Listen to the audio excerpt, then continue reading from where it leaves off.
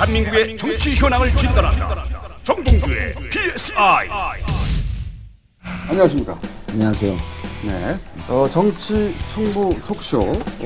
대신 저희가 한 아이템만 집중적으로 파는 걸로 그렇게 바꿨습니다. 길게 얘기해봐야 대부분 들을 얘기가 없기 때문에. 네. 자, 여기 뭘 의뢰가 들어왔는지 볼까요? 황우여, 그리고 BBK 가닥. 끝이네? 준비된 것도 2개밖에 없는데, 그 중에 하나 하겠습니다. 하나. 엄청난 사건이 일어났죠. 다스로 140억을 쏴줬다. 이 기사 보도가 한겨레 단독으로 나왔는데, 한겨레 경향도 나왔습니다. 최초 보도는 단독으로 나왔습니다. 그렇죠. 그다음에 후속 보도가 나왔는데, 딴 데서는.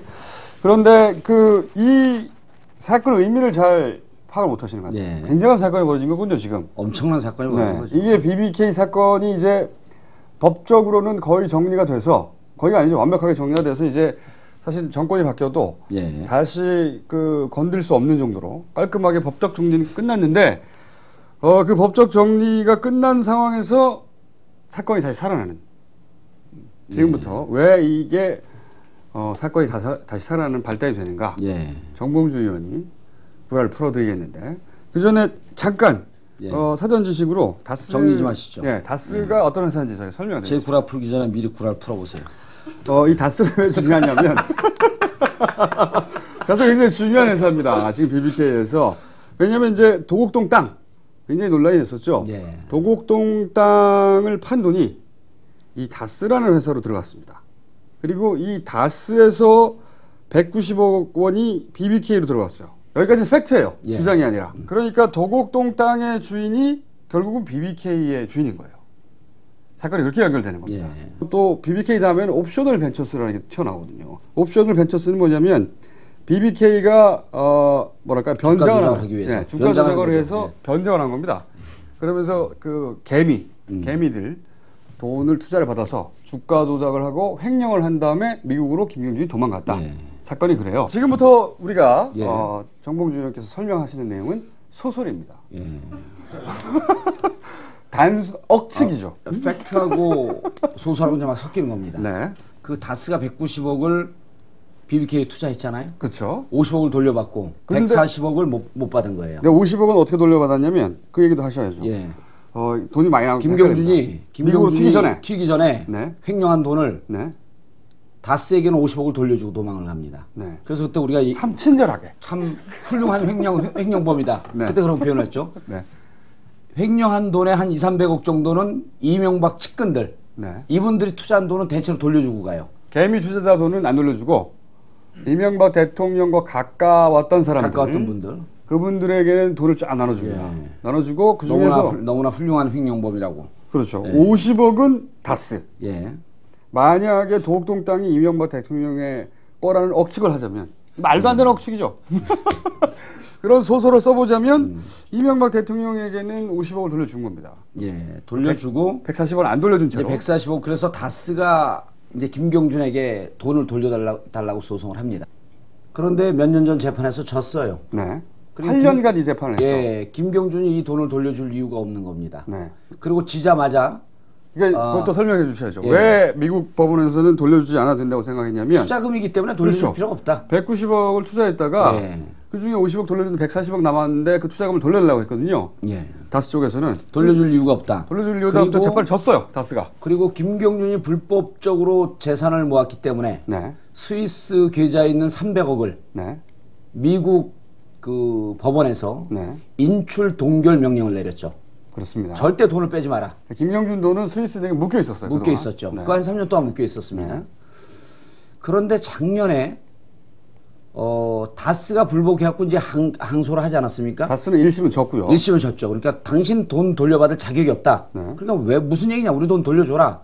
해갖고 항소심이 진행되던 작년에 11월쯤에 다스와 김경준이 화해를 한다는 소문이 있었어요. 소를 취한다고. 소를 취한다고.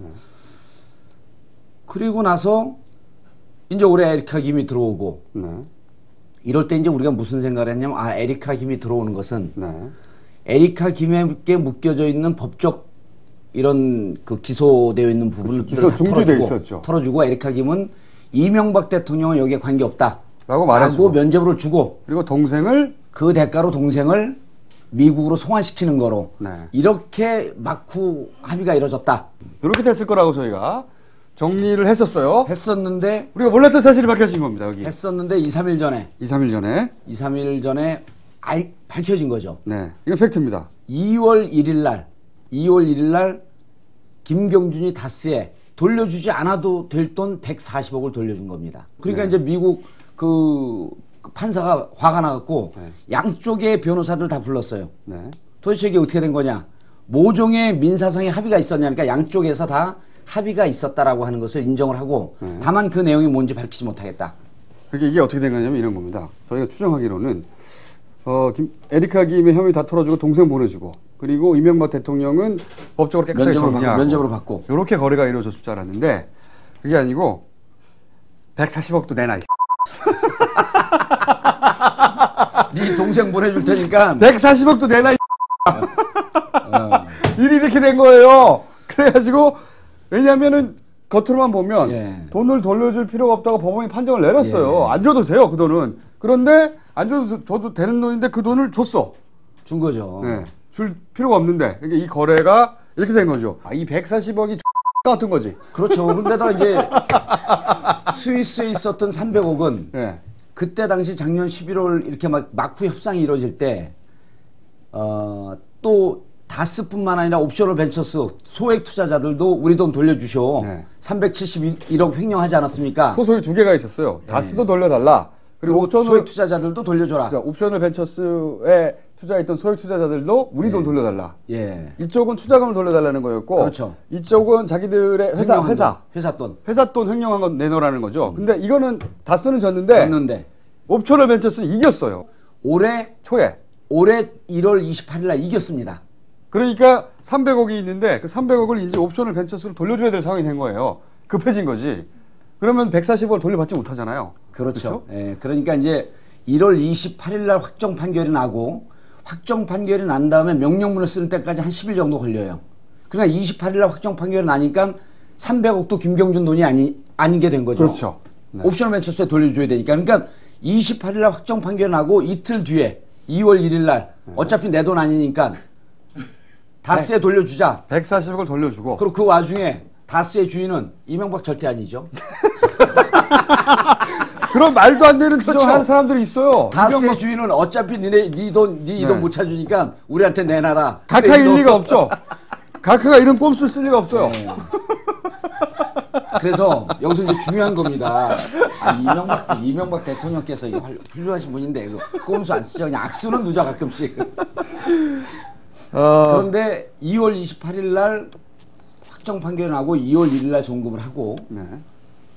2월 7일 날 명령서가 나온 거예요. 그렇죠. 그 열흘 사이를 노린 거예요. 그 열흘 사이에 틈을 짚고 들어가고 그 돈을 다스에 돌려준 거죠. 그래서 제가 항상 주장하지만 불법은 성실하다. 그런데 이제 이 문제에 무척 중요한 사건이 된 거예요. 네. 왜 이제까지는 그러냐? 8년 동안은 민사 사건을 끌고 있다가 이 돈이 송금되는 순간에 미 법원이 돈 가져가지 말라고 명령을 내린 거거든요. 그렇죠. 인출 금지 명령을 내린 건데 이걸 위반해서 다스와 김경준 측이 짜고 미국 국고 140억을 절도한 거예요. 사건이 그렇게 그러니까 민사 사건에서 이제는 형사 처벌을 받을 수 있는 형사 사건으로 발전이 돼서 미국에서는 미 재판부가 이 판결문을 쓰면서 이런 판결문 내용이 나온답니다. 어떻게 감히 엄청나게 화가 난 거죠. 그리고 다스를 변론했던 변호사들은 거짓 변론으로 일관했다라고 하는 것 때문에 미 변호사 앞에 고발을 해버렸어요. 그 사람도 변호사 못합니다. 이제 확정되면. 그래서 이제 도대체 다스와 네. 김경준 사이에 어떤 이면 거래가 있었느냐 이걸 우리가 아니라 미 재판부가 밝혀냅니다. 미국 검찰이 밝히기 시작했어요. 거지. 네. 그래서 이제 우리 입장에서는 그래도 이명박 대통령 각각께서 고마운 게 BBK 다 끝났습니다. 다 종결됐어요. 네, 법적으로는. 이제 김경준만 보내면 법적으로 다 끝나는 건데 김경준 보내려고 2009년도에 법까지 다 개정을 했는데 그래서 싹 끝나서 이제 국민들 기억 속에서 BBK는 잊혀지고 동시에 정봉주도 잊혀져 가는데 정봉주 잊혀지는 게 너무 가슴이 아팠던 거야. BBK 민사 우리 쪽팔린다. 민사로 하지 말고 우리를 형사로 처벌해줘라. 그 형사로 바꿔놓은 거예요. 그 미국 140억이 국고 140억을 절도한 겁니다, 이게. 그 140억이 너무 아까운 거예요. 140억이 누가 아까웠죠? 이게 이제 이명박 대통령 각하는 없잖아요. 관계 없잖아요. 각하는 아니고 이 다스의 주인이자 도곡동 땅의 주인. 거기 써도 혼자밖에 못 봐요.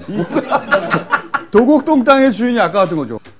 1월 달에 그 천암의 돈 5%가 넘어갔는데 그게 100억이에요. 그리고 다스에 또 140억을 쐈거든요. 그러니까 1월, 2월 사이에 240억을 번 거야.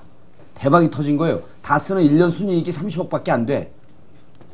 근데 대박이 터짐과 동시에 이제 나는 민사는 쪽팔려서 못하겠다. 우리를 형사로 처벌해줘라. 이거는 엄격한 범죄 행위라고 미 재판부에서 이미 밝혔어요. 그리고 이 조사, 검찰이 조사해서 언제 발표하게 되냐면 7월 8일 날까지 발표합니다. 7월 4일이 한나라당 전당대회예요. 친이익의 대표 뽑아놓고 좋아하다가 4일 지난 다음에 뭐 된다고요? 되는 거죠. 그러죠. 후의 흐름이 네. 양쪽에 아까 우리 김총수께서 지적했는데 양쪽의 이면 합의 내용이 뭐냐라고 하는 것을 미 법원이 밝혀냅니다. 그 합의 내용이 밝혀짐과 동시에 양쪽은 형사처벌을 피할 수가 없을 정도의 위중한 사안이 된 거예요. 그리고 그 조사를 하면서 우리가 조사할 필요 없이 한국에 와서 다스 측을 신문을 합니다. 대사관 측을 통해서. 그러면은 너희가 무슨 합의가 있었고 실질적으로 그 사람들은 다스의 실소유자, 도곡동 땅의 실소유자를 밝힐 의무는 없거든요. 그런데 그 조사하는 과정 속에서 실질적으로 도곡동 땅의 주인이 각하가 아니라는 것이 다시 한번 드러나게 되지 않을까. 누군지 모르겠는데 제3자. 예. 사실 이 140억 그것만 포기했으면 그렇죠. 완전히 끝나는 거예요. 140억 포기했으면 끝나는 거예요. 근데 그 돈 140억 때문에 너무 아까운 거야. 스스로를 형사사건으로 끌고 간 거예요. 이 욕심이 저는 나중에 예. 파멸을 부를 것이다. 참 반가운 사건이 터졌다. 이 기사가 나왔는데 사람들이 이 기사에 대해서 잘 이해를 못 하더라고요. 어제 그저께 우리 기사를 보고요. 밤에 잠을 못 잤어요. 좋아서. 야, 이거 그러니까 우리 옛날 운동권 시절에 부르던 노래 있잖아요. 마른 잎 다시 살아나. 완전히 죽은 불씨를 살려낸 거예요. 자기 욕심 때문에. 자기 욕심 때문에. 이 자기가 누구냐? 예. 제3자가 누굴지는 앞으로 저희가 계속해서 밝혀나가도록 하고 140억이 다스에 흘러간 진정한 뜻은 이제부터 얘기가 시작이 되는 겁니다. 네. 오늘은 여기까지 하겠습니다. 예. 네. 140억의 주인을 찾아라. 예. 앞으로 계속 저희가 추적해 가겠습니다. 지금까지 정봉주 전 의원이었습니다. 17대 의원이었습니다. 감사합니다. 예, 감사합니다.